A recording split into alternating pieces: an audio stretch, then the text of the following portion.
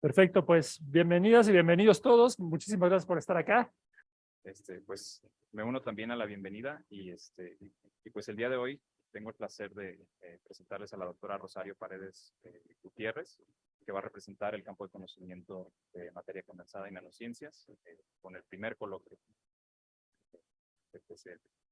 Voy a dar una breve introducción, una presentación de la doctora y después ya les doy la palabra. La doctora Paredes se formó como licenciado en física en la Facultad de Ciencias de la UNAM, donde realizó investigación experimental sobre aerosoles atmosféricos. Después hizo su maestría y doctorado en física también aquí en la UNAM, estudiando el crecimiento y la formación de sólidos. Posteriormente realizó una estancia postdoctoral en la Universidad de Nuevo México en Estados Unidos. La doctora Paredes es actualmente investigador titular B en el Departamento de Materia Condensada del ICONAM, donde su investigación de años recientes se ha enfocado en el estudio de gases atómicos ultrafríos en redes ópticas, sus transiciones de fase cuánticas y la formación de condensados de Bose-Einstein, entre otros temas. Actualmente, la doctora Paredes investiga temas relacionados al magnetismo, física de muchos cuerpos en superredes y cuasicristales y transiciones de fase en el régimen degenerado. Justamente el título de su charla del día de hoy es Transiciones de fase en sistemas inhomogéneos en el régimen degenerado de dos a muchos cuerpos. Es un placer escuchar hoy a la doctora Rosario Paredes y le doy la bienvenida y le cedo la palabra. David, muchas gracias.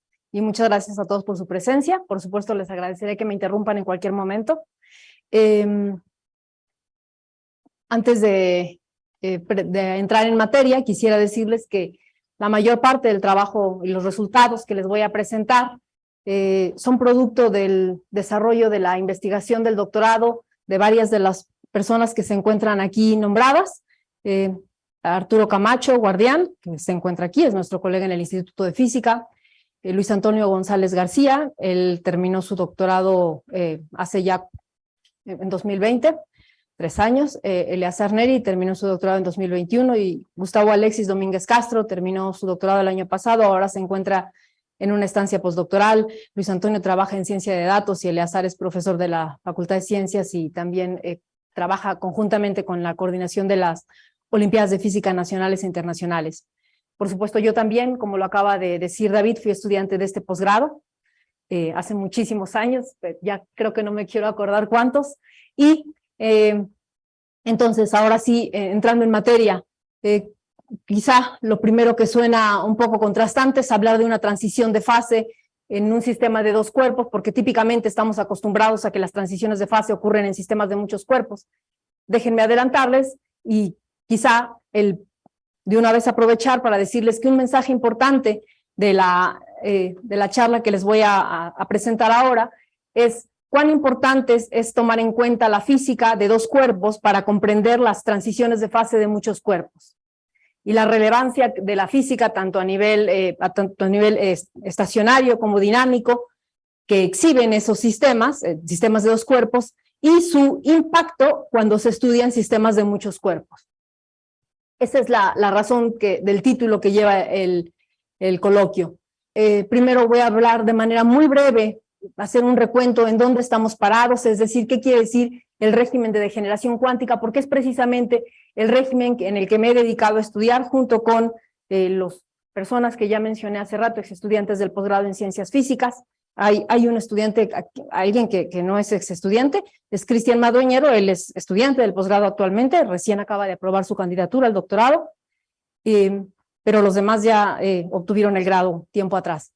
Entonces, primero voy a hacer un muy breve recuento de eso, dónde estamos parados y por qué nos interesa estudiar las fases y las transiciones de fase en el régimen de degeneración cuántica. Posteriormente voy a pasar directamente a lo que les decía, la importancia de comprender las propiedades de dos cuerpos en las transiciones de fase de esos sistemas que se encuentran en el régimen degenerado.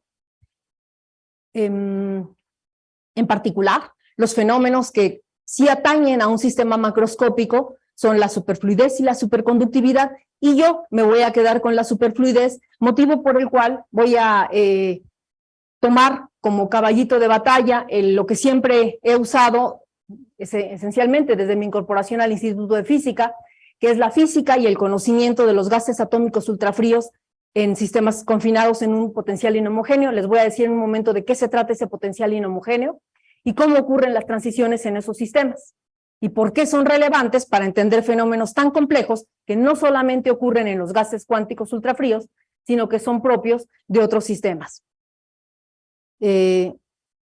Posteriormente voy a hablar de, aquí dije que aproximaciones y métodos, porque evidentemente, y sin ganas de entrar en mucho detalle de la técnica y la matemática y las ecuaciones que hay que resolver, sí me parece relevante decir cuál es la forma en la que se aborda técnicamente un problema de dos cuerpos o de muchos cuerpos, ¿sí? He escogido algunos sistemas para hablar de las aproximaciones y métodos que se escogen para estudiar la superfluidez en esos sistemas, y en particular los sistemas que he escogido o donde voy a estudiar es la superfluidez y localización en bosones, y para ese propósito tomé dos trabajos que han sido desarrollados aquí en el posgrado en Ciencias Físicas, como les comenté hace un rato, y se refiere a la localización en redes cristalinas en 2 dimensiones y también a la formación de dominios magnéticos en redes en 2 dimensiones. Por supuesto, hay mucho de qué hablar, de ninguna manera el tema está cerrado, por el contrario, es un campo totalmente abierto, y bueno, sin más, comienzo. Esta transparencia es solamente, empleo una, para decirles algo creo que es cercano al conocimiento de la física a nivel de la termodinámica y de la física estadística de la Facultad de Ciencias, ¿no? De la carrera de física, y que son el hecho que las transiciones de fase a temperatura finita se dividen en dos, ¿no? O hay transiciones de primer orden o hay transiciones de segundo orden. Las transiciones de primer orden se caracterizan porque tienen sus variables extensivas discontinuas, es decir, la entropía están en minúsculas porque es entropía por unidad de volumen, energía por unidad de volumen y número de partículas por unidad de volumen, es decir, la densidad, ¿no?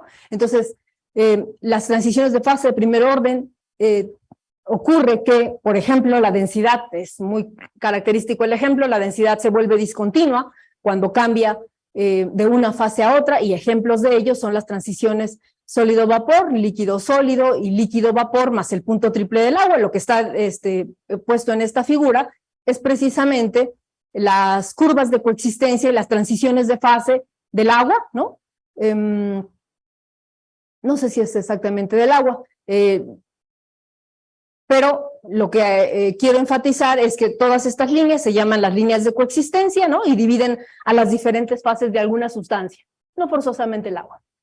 ¿Qué hay más allá y de las transiciones de primer orden? Nada más recordarles que Ehrenfest fue quien le dio nombre a las transiciones de fase de primer orden, porque nos dice que son las primeras derivadas de una energía libre, las que son continuas, como estas cantidades, y las segundas derivadas se vuelven discontinuas. En el caso de las transiciones de fase de segundo orden, las variables termodinámicas acá referidas son continuas, pero no así las susceptibilidades o calores específicos. Esos en la transición de fase se vuelven discontinuos o no analíticos. También algo importante enfatizar, y que en lo cual está basado mucho del entendimiento de las transiciones de fase, es la existencia de un parámetro de orden. De hecho, los esfuerzos por entender las transiciones de fase en 1950 a través de la teoría de Landau y Ginzburg-Landau precisamente se basan en el desarrollo de una energía libre en términos de un parámetro de orden. Ahorita voy en un momento a ser específica a qué me refiero con parámetro de orden. Los ejemplos típicos de las transiciones de fase de segundo orden no son todos cuánticos, quiero decirlo, ¿no? También está el punto crítico del agua, ¿no? Y lo que están ustedes viendo, fíjense, me sirve esta gráfica, esta figura presión contra temperatura, para decirles que esta cosa, aunque no tiene nada de cuántico, porque miren la temperatura en centígrados, ocurre no sé si lo alcanzan a ver, a 374 centígrados, ¿no? Y pues no tiene nada de régimen cuántico, por supuesto, pero es un ejemplo de una transición de fase de segundo orden. Pero las transiciones en las que a mí les quiero contar hoy y a las que me he dedicado muchos de estos años es al estudio de las transiciones en sistemas en el régimen degenerado. Y dos transiciones sin duda notables en ese sentido son la transición a la superconductividad y la transición a la superfluidez. Lo que ustedes ven en esta figura es un diagrama PT también, un diagrama de fase particularmente del helio. El helio es el helio, este es 4, exacto, es el diagrama de fases para helio 4 y lo que nos dice es que hay existe una fase nueva, ¿no? Es a 2.17 Kelvin, que es una fase superfluida caracterizada por una viscosidad cero. Por eso se llama superfluida. ¿Y qué más hay? Voy a ponerles en esta transparencia cómo ha evolucionado los hallazgos experimentales y las predicciones teóricas en el sentido asociado a las transiciones superconductora y superfluida. En 1908 se logró la licuefacción del helio y en 1911, asociado a que se tenía helio líquido, se pudo enfriar mercurio para comprobar que al medir la resistividad abruptamente se va a cero a la temperatura a la cual, de hecho no es a 2.17 cuando ocurre la fase superfluida, como a 4 Kelvin se va a cero la resistividad en el caso del mercurio. En 1925, y no soy exhaustiva, por supuesto, ¿no? Ya he usado esta transparencia en otro foro y alguien me dijo una vez que no había escrito todos los hallazgos teóricos y experimentales y por supuesto tiene razón, asociados a la superconductividad, a la superfluidez. Pero me gusta mucho esta transparencia porque sí creo que nos lleva de la mano a cómo ha ido la evolución en el logro de enfriar materia y estudiar sus transiciones de fase. Luego, en 1938 se descubrió la superfluidez en helio 4. Entre 1947 y 1957 es un trabajo teórico muy destacado en el que nos explicaron por qué ocurre, Bogolyubov nos explicó por qué ocurre la superfluidez en el helio 4 y les decía hace un momento que entre 1950 y 57 Ginzburg, Landau y Bardeen, Cooper y Schiffer nos explicaron por qué ocurre el fenómeno de superconductividad. Yo quiero hacer un énfasis muy importante que la existencia del fenómeno de superfluidez y superconductividad ocurre asociado al hecho de que hay interacciones. Es muy contraintuitivo porque uno pensaría que para que algo sea superfluido y tenga resistencia cero, sea resistencia eléctrica o resistencia, si se trata de átomos neutros y que la viscosidad sea cero, pensaría uno que tienen que tener una energía como de partícula libre. Pues eso es, por eso digo que es contrario a nuestra intuición, pero nos enseñaron en estos años, a través de diversas teorías, que un ingrediente esencial para la ocurrencia de la superfluidez y la superconductividad es la existencia de las interacciones. En 1971 se descubrió la superfluidez en helio 3. El helio 3 es mucho menos abundante que el helio 4, es un fermión, mientras que el helio 4 es un bosón, y el helio 3 se vuelve superfluido a 3 milikelvin. Y luego, Leggett en 1975 propuso la teoría para entender la superfluidez del helio. Algo posterior fue lo que se llamó la superconductividad de alta temperatura y estrictamente hoy en día se le llama más bien superconductividad no convencional. No voy a dedicarme hoy a hablar de cuáles son las diferencias entre la superconductividad no convencional y la convencional, que es la convencional es la de BCS, la que se descubrió experimentalmente en 1911, pero sí decirles que la superconductividad de alta temperatura no ha sido explicada hasta el momento, es una de las preguntas abiertas y no ha sido explicada porque no se entiende el mecanismo microscópico que está detrás de ella. Y cuando me refiero al mecanismo microscópico, estoy justamente hablando de las interacciones entre pares y su descripción en el contexto de muchos cuerpos, por supuesto. Posteriormente, en 1995, en dos laboratorios en el mundo, se logró la condensación de Bose-Einstein en un gas de átomos ultrafríos. Esto quiere decir, en un momento lo vemos gráficamente, con una especie de caricaturas. ¿Qué quiere decir? Llevar un conjunto macroscópico de átomos a temperaturas cercanas a nanokelvin.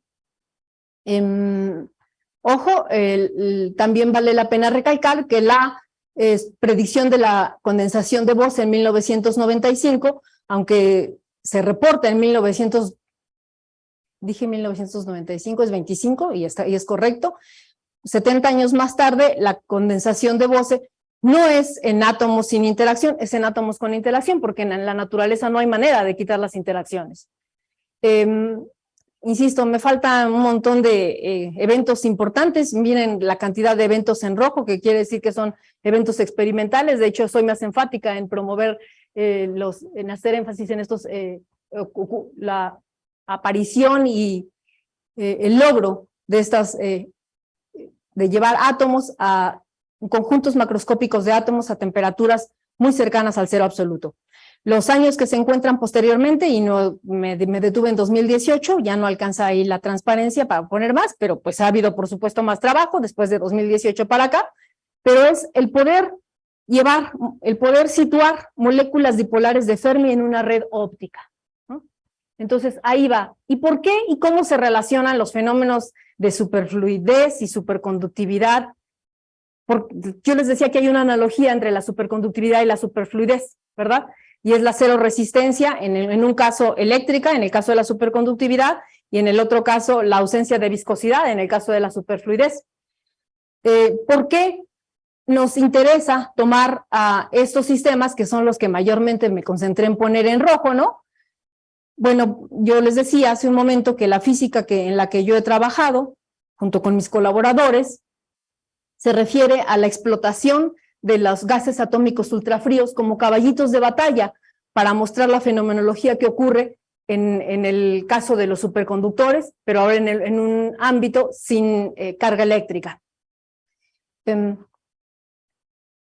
Lo que muestro aquí, de manera muy sucinta, es cómo debería de comportarse la resistencia en el caso de un material que no es superconductor, es decir, de un metal, y lo que ocurre en el caso de un superconductor, que es a la temperatura crítica, les decía hace un momento, repentinamente se vuelve cero la resistencia, y lo que se encuentra de este lado, bueno, esta es la gráfica real, porque esta es una cosa cualitativa, ¿verdad?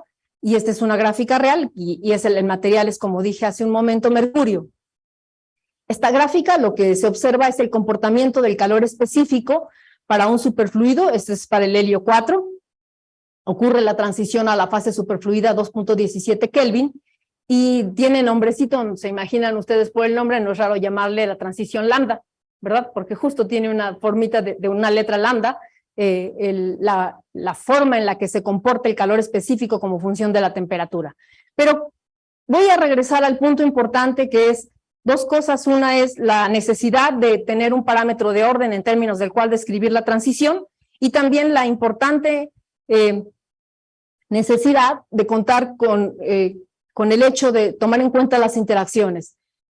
El parámetro o sea, lo que quiere decir un parámetro de orden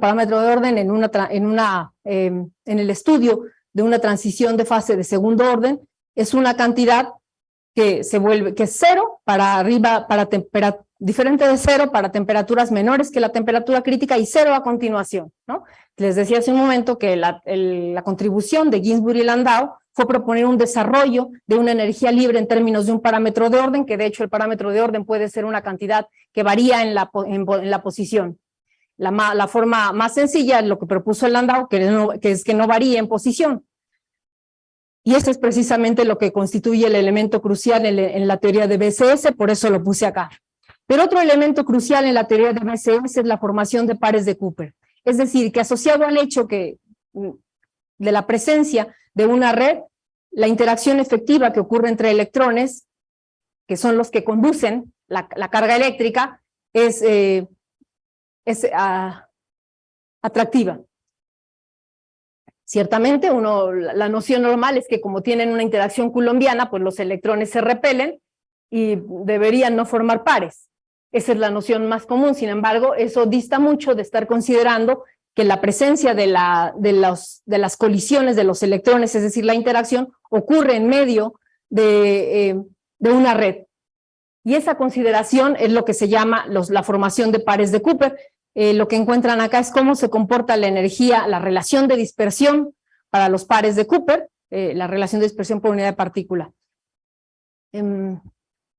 ¿Por qué voy a utilizar a los fluidos cuánticos como caballito de batalla para tratar el problema complicado de la superfluidez en helio 3, en helio 4? ¿O por qué son relevantes para nosotros? ¿Qué tiene que ver esa pregunta no entendida hasta la fecha, que es la superconductividad de alta temperatura, y cómo participan los superfluidos, los fluidos cuánticos?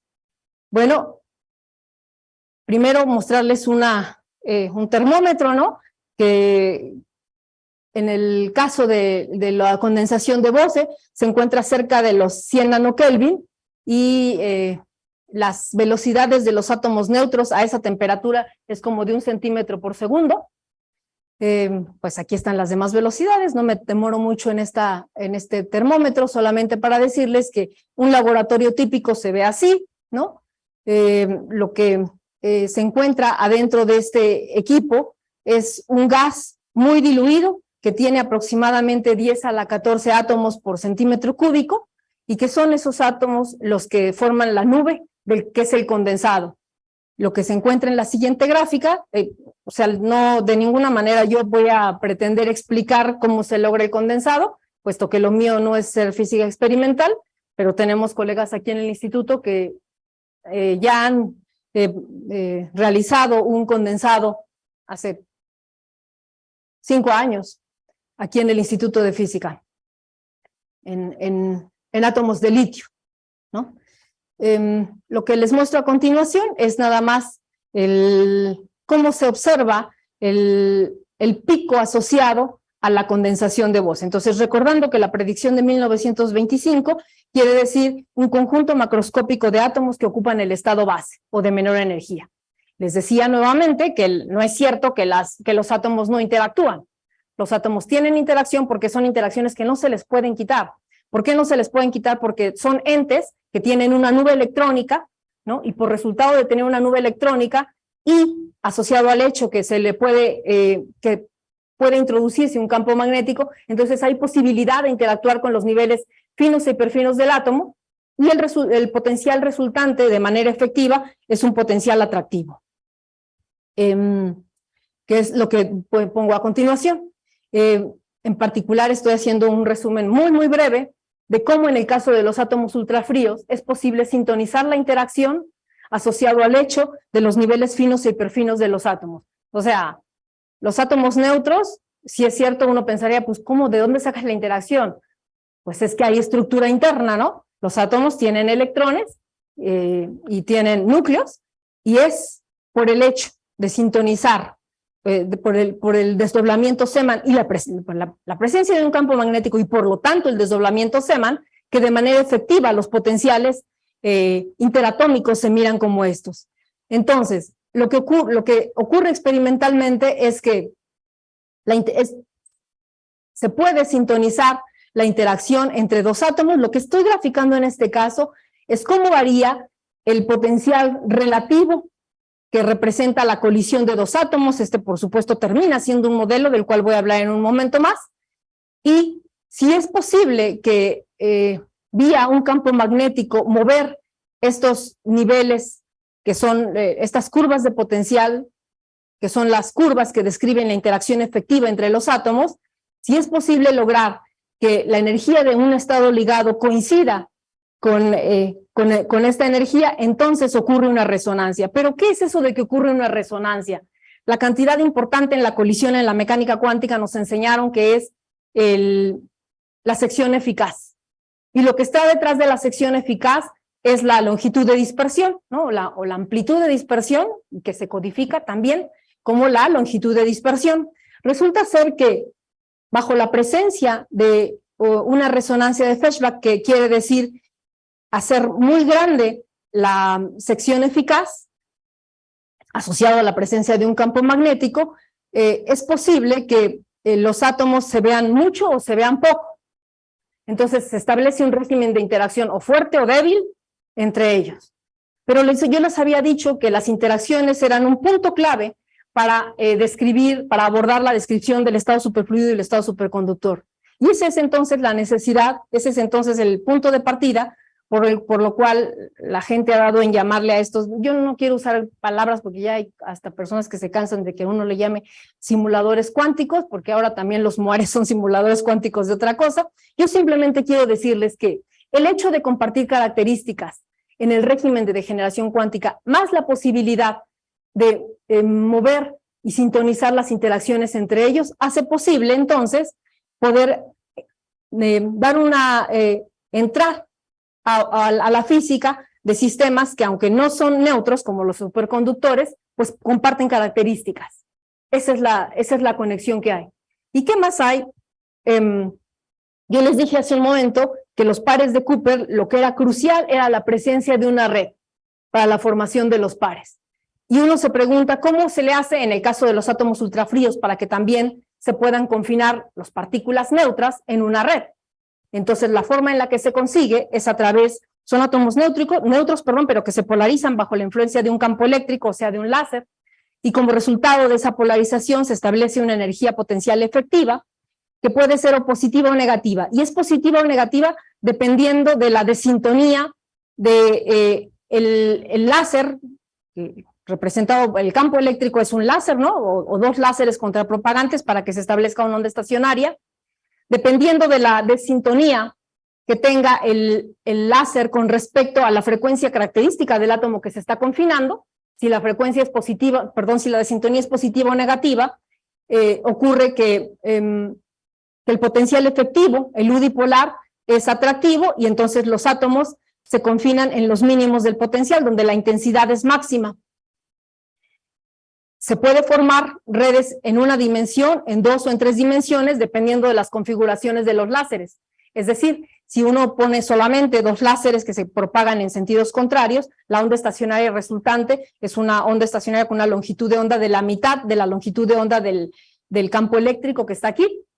Y si hay más de dos láseres, entonces es posible formar este tipo de configuraciones. Es así que, análogamente a las redes ópticas, los átomos ultrafríos confinados en redes ópticas se comportan de manera análoga a electrones viajando en potenciales formados por iones. O sea, la física es análoga, aunque las cantidades de cada una pues son súper diferentes, ¿no? ¿La diferencia cuál es? Pues, ¿cuáles son las cualidades? Que en el caso de las redes ópticas no hay ni defectos y no hay vibraciones, porque resultan de la superposición de dos potenciales. La constante de red tiene este tamaño de micrómetros, la masa de los átomos son entre más o menos 100 unidades atómicas de masa, unidades de masa atómicas, o daltons. En tanto que en el caso de los sólidos cristalinos, pues tienen pros y contras en uno y en otro lado. El punto importante es que si experimentalmente es fácil acceder a estos sistemas, entonces la física de los unos será reproducible o análoga a la física de los otros. Esta temperatura que dice 300 Kelvin es porque en un cable típico de cobre, que está a 300 Kelvin, yo sé que podrían ustedes decir, oye, ¿qué pasa con la temperatura de Fermi? Por supuesto que la temperatura de Fermi es gigantísima, 80.000 Kelvin, ¿no? En el caso de los electrones en un átomo de cobre, pero yo estoy refiriéndome a electrones moviéndose a temperatura ambiente en un sólido cristalino. Entonces, habiendo establecido el hecho que experimentalmente en los átomos ultrafríos es posible construir redes ópticas para confinarlos y manipular además la interacción entre ellos, pues surge entonces de manera concomitante los dos eventos importantes que existen en la superconductividad, que es la presencia de redes y la presencia de interacciones.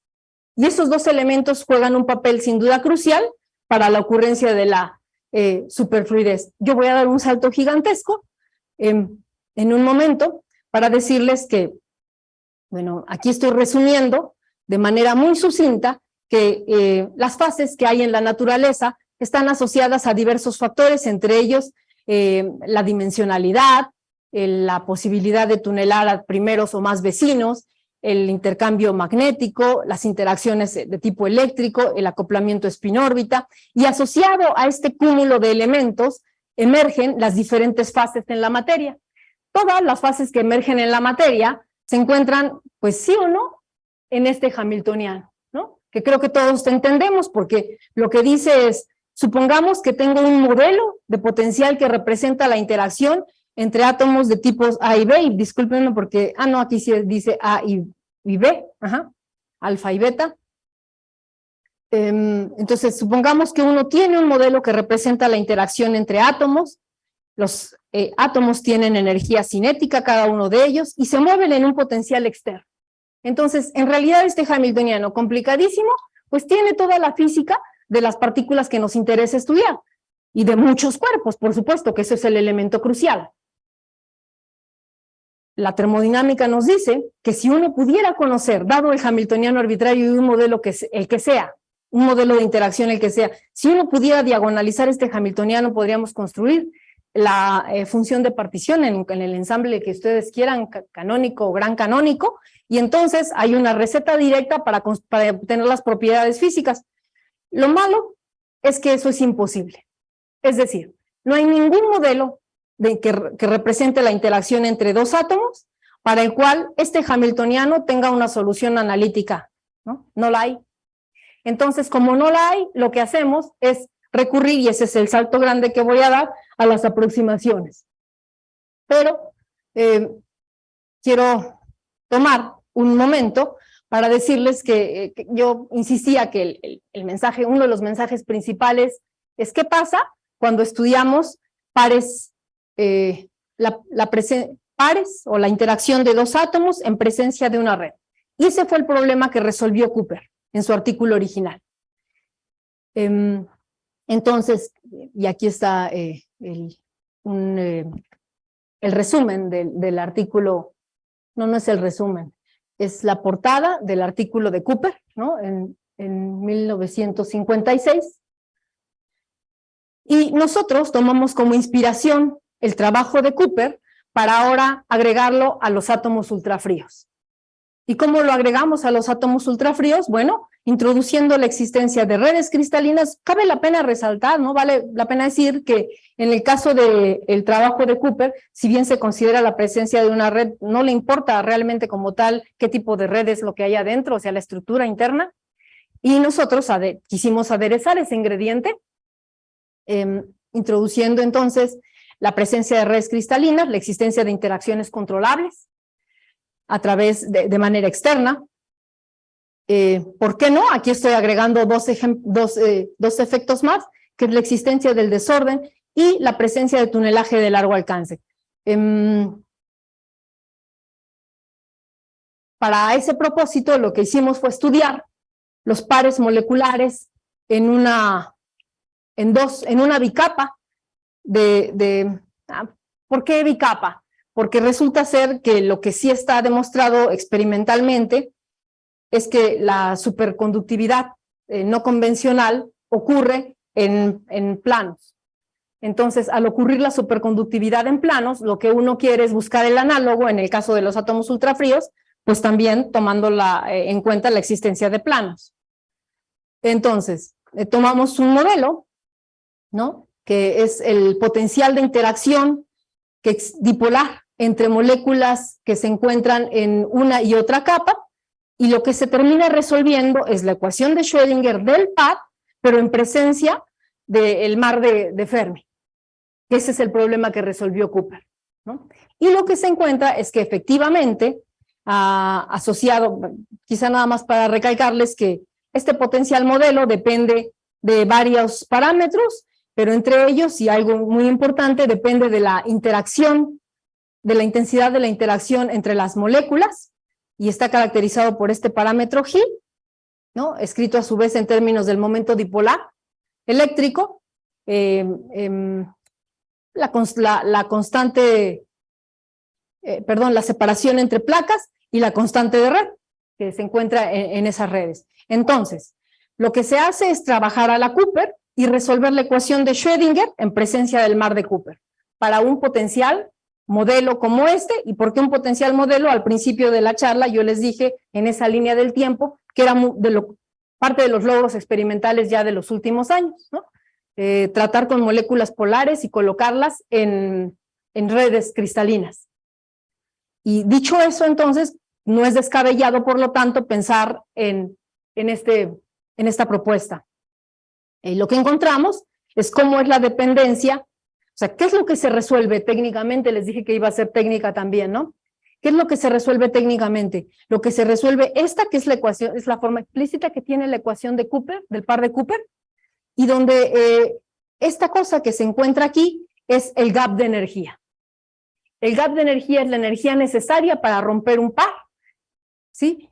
Y lo que de manera sucinta uno encuentra cuando resuelve esta ecuación es cómo es el comportamiento de ese gap de energía que está normalizado con respecto a la T del tunelaje, porque estamos en una red y esa es la razón por la cual esta cosa es negativa, no es que la energía de Fermi sea negativa.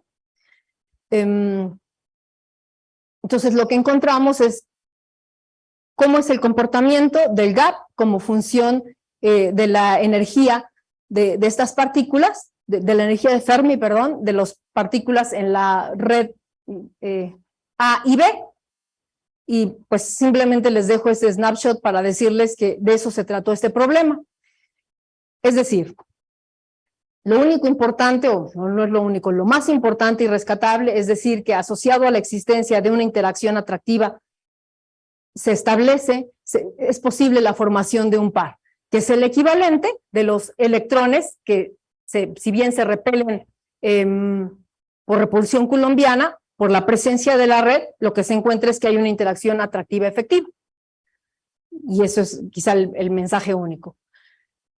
Mucho tiempo ya más para acá, bueno, unos años más tarde, estudiamos junto con Alexis Domínguez Castro, con Gustavo Alexis Domínguez Castro, cómo es el transporte en redes cuasiperiódicas. ¿Por qué? Yo les había dicho que algo importante a destacar era, si es cierto que todo lo que está en lo que determina la existencia de las fases en la naturaleza es todos estos elementos, más el desorden que no está puesto aquí, pues entonces ha de meter uno todos esos ingredientes en la descripción de las fases de la materia.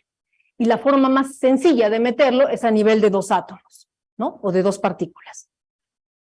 Entonces, la intención de este trabajo es justamente suponer que este hamiltoniano no es el hamiltoniano de muchos cuerpos, es el hamiltoniano de dos partículas, pero confinadas en una red que es cuasiperiódica. ¿Por qué cuasiperiódica? Porque la cuasiperiodicidad es también una especie de desorden. Originalmente el desorden fue introducido por Anderson en 1958 para explicar los estados aislantes y conductor de un metal, y el modelo de Anderson solamente incluye el hecho que el medio es desordenado, es decir, que hay deformaciones de la red.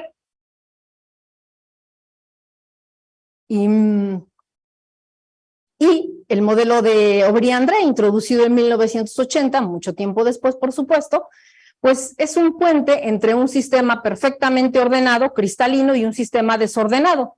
Y el desorden emana de la inconmensurabilidad de dos potenciales, estas ondas que están aquí, ¿no? Un potencial unidimensional es el resultado de, seguramente alcanzan a ver dos curvas, ¿no? Una intenta ser morado y la otra azul, aunque no creo, seguro no es posible distinguirlo.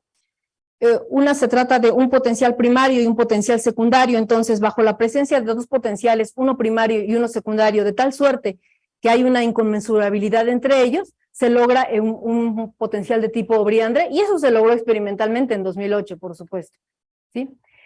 Entonces, en este trabajo lo que estudiamos es, tomando en cuenta un modelo de tipo Aubry-André, aquí, en la épsilon, que es introducir el desorden y el tunelaje entre primeros vecinos, estudiar la transición a la localización, como insisto, fue la predicción original de Anderson en 1958. Posteriormente, fui yendo más allá, estudiamos la dinámica de un par de partículas, también confinadas en un potencial unidimensional, cuasi periódico, pero ahora con interacción. Curiosamente, el resultado principal de este trabajo, o sea, la noción de Anderson es que desorden es inhibición de transporte. Eso es lo que nos enseñó Anderson en 1958. Quizá nada más decir de carrera que el desorden en una y dos dimensiones ocurre para valores de desorden arbitrariamente pequeños, en tanto que en el caso tridimensional, el modelo de Anderson establece que se necesita, la inhibición del transporte ocurre a partir de un punto umbral de desorden. Y en el caso del modelo de Aubry-André, ocurre inhibición de transporte a partir de un valor dado de delta. Delta lo que significa es, pues no es esta delta, perdónenme. Ahorita voy a ir a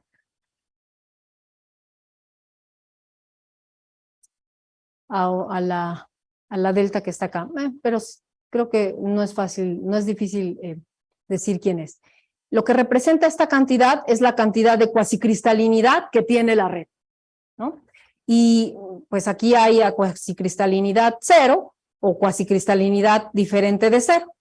Y todas estas gráficas corresponden a considerar cómo se propaga un par de átomos en una red cuasiperiódica, dado que esos átomos interactúan con una energía entre ellos, con un valor de 8, la J es la cantidad que siempre utilizamos para escalar cualquier cantidad, ¿no? Y el resultado contradictorio aparentemente que se encontró es que hay un transporte favorecido asociado al desorden. Esa es una noción extraña, y es extraña y no.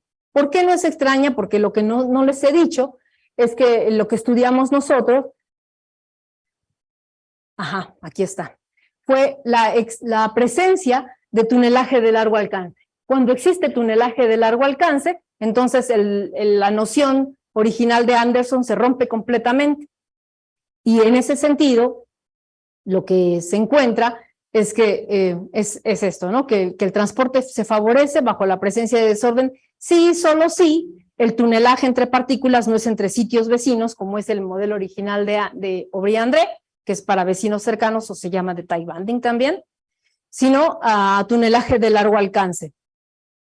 Entonces, mientras que se trató de un estudio dinámico para determinar los estados estacionarios, o sea, los estados de dinámica de tiempos largos y su propagación de dos partículas moviéndose en esa red, dado que interactúan con en el régimen de interacciones fuertes, por eso dice 8 ahí, ¿no?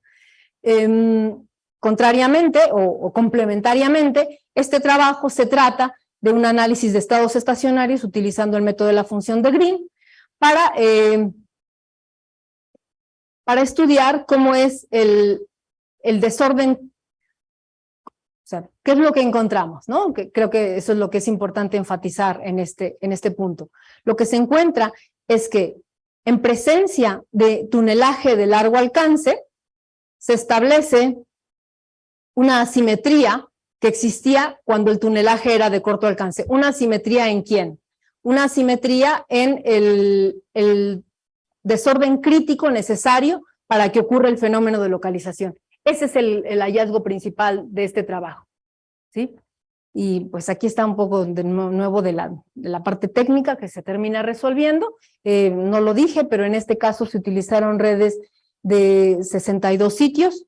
Les recuerdo que el espacio de Hilbert de los hamiltonianos de estos sistemas pues se escalan exponencialmente típicamente, por lo cual no es posible ir a redes de tamaños mucho más grandes. En este caso se utilizaron redes de 377 sitios.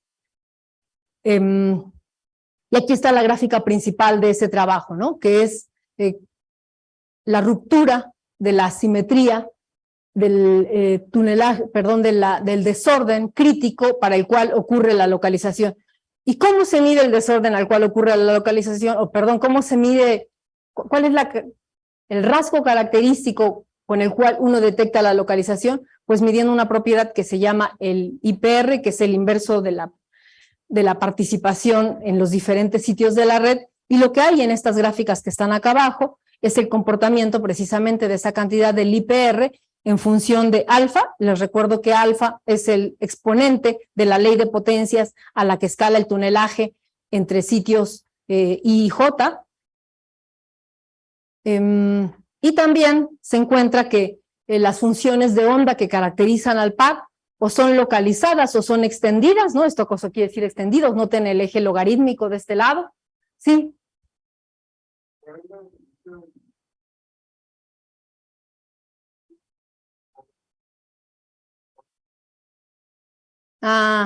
Fíjate, Uciel, que no lo traje en esta gráfica, pero encontramos que, o sea, sí hay una curva que te la puedo mostrar al rato, en un momento más, de cómo escala con el número de sitios este delta crítico. Escala inversamente. Sí, converge, por supuesto. Sí, gracias. Aquí les hago un resumen de la física de dos cuerpos y veo que prácticamente se me está acabando el tiempo, ¿no? Todavía no he entrado a la física de muchos cuerpos. Yo creo que nada más voy a utilizar una diapositiva para decirles qué hemos hecho y qué salto se da entre la física de dos cuerpos y la física de muchos cuerpos. Pues aquí hay hasta abajo una ecuación que es la ecuación de Gross-Pitajewski y que también es un resultado teórico que no mencioné en mi lista de línea del tiempo como resultado importantísimo, pero miren, es tan importante que yo sigo viviendo de ese resultado, ¿no? Así de relevante es para mí, al menos, ¿no? Uno puede encontrar que la descripción del estado base de un sistema de bosones con interacción débilmente interactuantes está descrito por esta que se llama la ecuación de Gross-Pitajewski. Hay una deducción bastante directa para llegar a esta ecuación, y esta ecuación lo que dice es, o sea, lo que describe, les decía, es el estado base de un conjunto macroscópico de átomos o un gas de Bose con interacciones débiles sumergidos en un potencial externo. Otra vez, la presencia del potencial externo es esos potenciales inhomogéneos que decía en el título. Para nuestro caso son redes ópticas típicamente, y a veces las redes ópticas también están acompañadas de potenciales armónicos, porque he de decirles que en la realización experimental de los átomos ultrafríos es imposible quitar la presencia de un potencial magnético que está representado técnicamente por una trampa armónica. Entonces, este potencial externo se compone de ambas cosas, de la red óptica más la trampa armónica y el efecto de la interacción. Lo que hemos hecho, lo que hemos trabajado, y yo creo que me voy a detener en esa diapositiva, es en estudiar la localización de bosones en redes cristalinas y en redes cuasicristalinas. Aquí puse esas grafiquitas que, esta sí es caricaturesca, por supuesto, ¿no? Y representa simplemente una forma pictórica de, perdóname David, gracias. Representa nada más que una forma pictórica de cómo dibujar el desorden de una red óptica, ¿no? Pues se puede lograr de manera experimental con espejos y campos de luz, esta forma de los potenciales. Es decir, si se puede lograr con campos de luz confinar a los átomos, también vía campo de luz se puede lograr un desorden, ¿sí? Eso es lo único que les quiero decir. Lo que hicimos en este caso fue estudiar cómo ocurre el fenómeno de localización a medida que esta red se vuelve muy desordenada o menos desordenada. El caballito de batalla que empleamos, en este caso técnicamente lo que empleamos fue la resolución de la ecuación de Gross-Pitajewski bajo la presencia de este potencial externo para diferentes geometrías. Trabajamos con la geometría cuadrada, hexagonal y triangular. Y en el caso de las redes cuasicristalinas, pues trabajamos con 3 tipos de simetrías rotacionales. Les recuerdo que los cuasicristales están caracterizados por una pérdida de orden translacional de largo alcance, pero no una pérdida de orden rotacional. Eso tienen la característica los cuasicristales. Y bueno, pues lo que a final de cuentas encontramos es cómo ocurre el desorden, ya sea asociado al hecho que hay desorden o asociado al hecho de la cuasicristalinidad. Entonces, si se fijan, parece como una extrapolación del trabajo de Anderson, en tanto que parece como una extrapolación del trabajo de Aubry-André, del modelo de Aubry-André. Tomando como punto de partida estos resultados, hemos estudiado la prevalencia de dominios magnéticos en redes bidimensionales con desorden. Ya no les platico de eso porque se me acabó el tiempo, pero si quieren preguntar, pues con mucho gusto. Yo creo que voy a detenerme aquí. Muchas gracias por su atención. Muchas gracias a la doctora. doctora Rosario Paredes por su charla. Agradecemos de nuevo a la doctora Rosario.